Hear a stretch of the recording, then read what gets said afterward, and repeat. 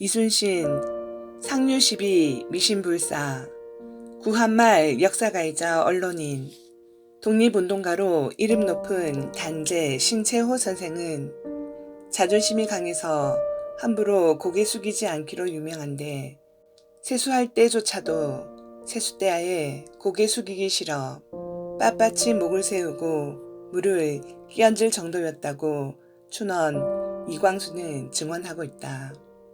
이렇게 콧대 높던 신채호마저도 세계 제1위의 위대한 해군 장군이라 입에 침이 마르도록 칭송한 분이 있었으니 바로 이순신 장군이다. 그 당시 세계 제1의 해군 장군이라고 인정받고 있었던 사람은 무적이라 불리던 나폴레옹군을 격파한 영국의 넬슨 제독이었는데 신채호 선생은 이순신 장군을 넬슨과 같은 반열에 올릴 수 있는 정도가 아니라 오히려 훨씬 더 위대한 명장이었다고 보았다.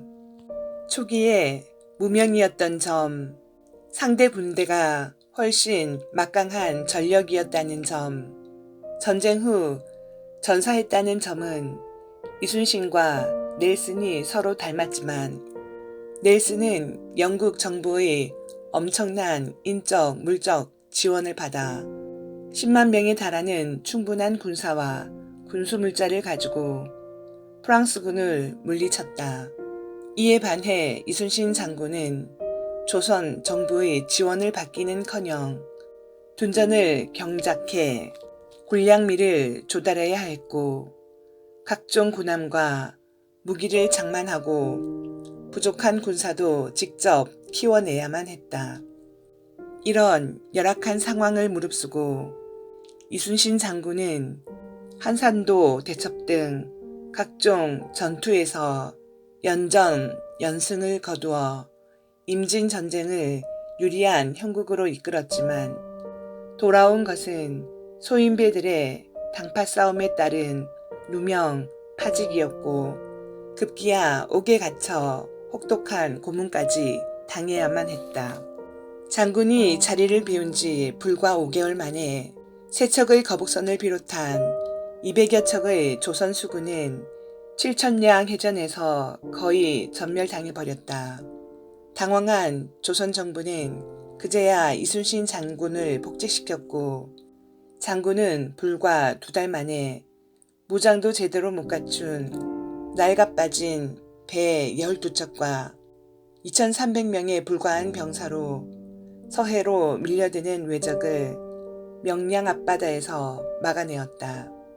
이때 왜적은 당시 조선에 진군해 있던 총 15만의 병력 중 무려 12만을 이 명량해전에 전함 200여 척에 나누어 탑승시킨 상태였다.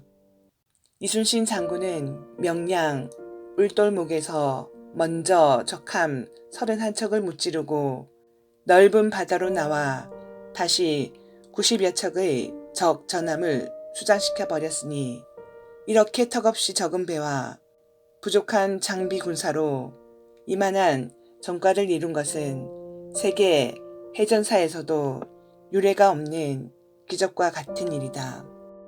명량해전이 있기 얼마 전에 선조 임금은 전력이 너무나 열세인 조선의 수군으로는 일본군을 막을 수 없다 하여 조선 수군을 패하고 이순신을 육군 지휘관으로 임명한다는 유서를 내렸다.